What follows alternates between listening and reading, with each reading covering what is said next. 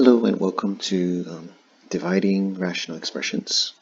Okay, so today, this problem is going to be pretty intense. So, hopefully I don't go too fast, but I'm going to rely on the fact that you guys know you're factoring by now and you're pretty good with it. So if you are good, then it's not going to be that bad. But if your factoring skills aren't on par yet, then this could be a pretty rough ride. So, all right, hold on. Okay, so the first thing you want to do in this problem is you want to factor. Okay, so there's three things that you can factor. You can factor this top side of this fraction, you can factor the bottom, you can factor this top of this right side fraction also. The only one that cannot be factored is this bottom, the x plus 1. Okay, so to factor this top left, you're going to do what we did in the earlier lesson. We're going to find two numbers that make negative 48 when you multiply and positive 2 when you add. Okay, so I'm not going to show you guys all the factor pairs like I did in the previous lesson where I actually taught the factoring for just that problem. I'm just going to have this computation happen in my head, right? So what two numbers make negative 48 when you multiply and positive 2 when you add? And that will be positive 8, negative 6. So when you break apart the top left fraction, it's going to be x plus 8 and x minus 6. Okay? So I want you guys to all strive for the ability to be able to factor this in your head. Because if you can't, then it's going to make this problem a little bit more intense, or a little more difficult. So you really got to practice your factoring skills, your foundation ones. Okay. All right. So the bottom here now is not going to be the same technique that we did above because notice how there's no x squared.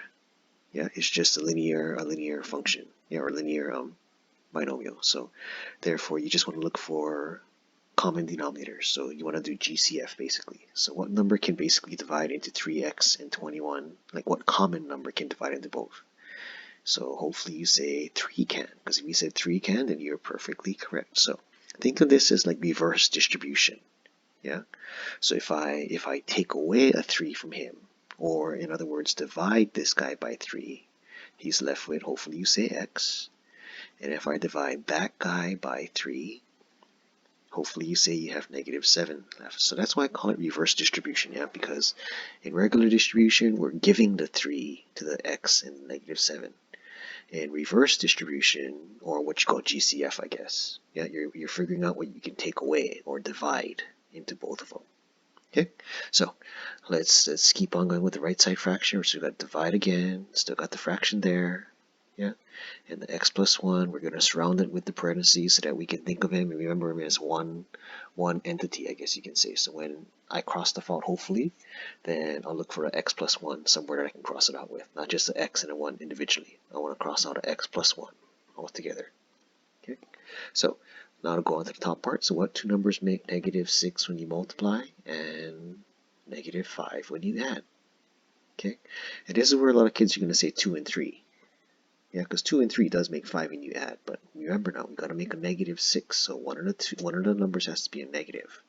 So a negative 2 and a positive 3 don't make a negative 5, it makes a 1. So this is a tricky factoring combination to work with, because I see kids doing 2 and 3 all the time. Okay, but you have a negative 6 there, so you got to go with 6 and 1. Or in this case, negative 6 and positive 1. Okay, so be careful with that, because that can get a little tricky. Okay, so now that I have everything factored, let's start to address my domain restrictions. So the numbers that you're not allowed to have x be equal to. Okay, so for domain restriction, I'm just going to label it or abbreviate it as DR. Domain restriction. And then I'm going to list here which numbers it can't be. So right now we know that x cannot be, well, what number is going to make a 0 on this fraction, right? So if I put a 3 here, will 3 times 3 minus 7 make a 0 appear? No. So what number can I put in place of this x so that when it interacts with the negative 7 and then it multiplies with the 3, we get a 0 on the bottom of the fraction? And there's only one number that's going to work, Do you guys know what that number is that I can plug right here in this spot so that it interacts with negative 7, multiplies with 3, and gets a 0 as an answer? What number is going to fit in this situation? So hopefully you say 7, and if you did, then you're correct. Good job. So we'll put a 7 on that line. Okay, and we ask the same exact question here. When I put a number in this spot, okay, we're going to put a different number, not 7, because 7 is not going to work, because 7 plus 1 is 8, and that's not a 0. So what number can I put here so that when it interacts with the positive 1, makes a 0?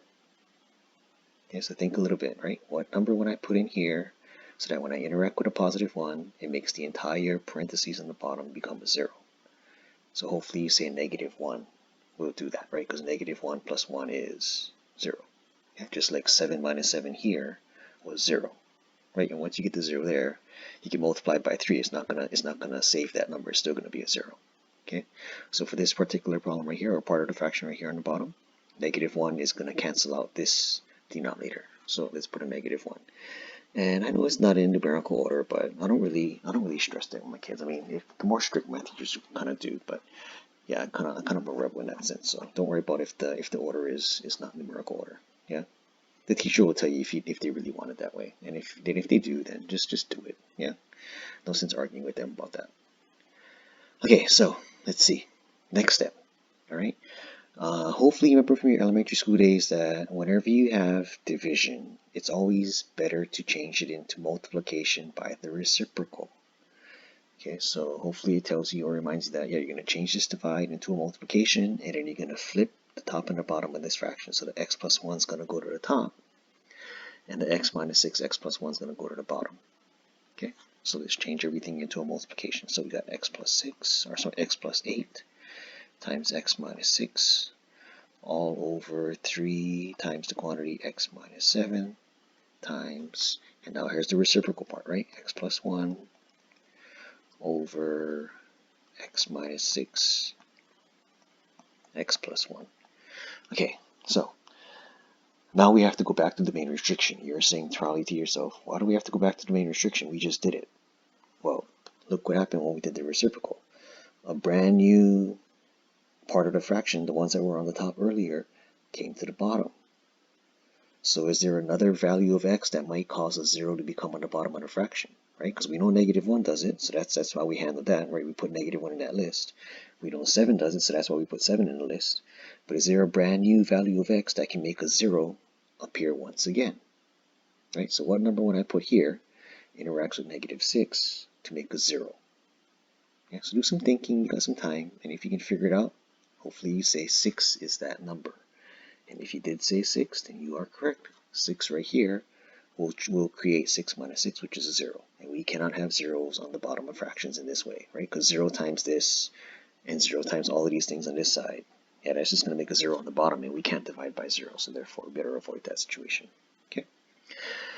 All right, so everything is connected with multiplication, right? This fraction, they're all connected by multiplication, so now we can start simplifying the fraction. So when I say simplifying, I mean cross things out that exist on top and bottom. So do you see anything that matches perfectly on top and bottom? And if you said yes, then hopefully you're saying to yourself, yep, x minus 6. I see one on the top, I see one on the bottom, I can cross it out. Does anything else match perfectly on top and bottom? And if you said yes, hopefully you said x plus 1 matches perfectly. So I crossed them out as well. Okay, so what about x plus 8? Do we see an x plus 8 on top and bottom? Or x minus 7 on top and bottom? No, we don't. So here's where some kids are going to ask themselves or say to themselves, oh, I can cross out the x's. Cross out the x here, cross out the x there because they match, right? No, this is not an x. This is an x plus 8. Yeah, and this is not an x also. This is an x minus 7. So they are not the same thing, right? This is an x that has 8 added to it. This is an x that has -7 combined with it. So these guys are not the same thing.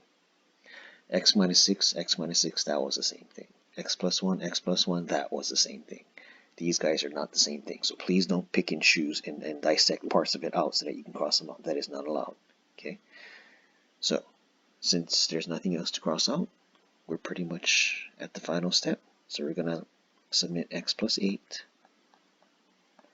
over 3 times the quantity x minus 7 as our final answer.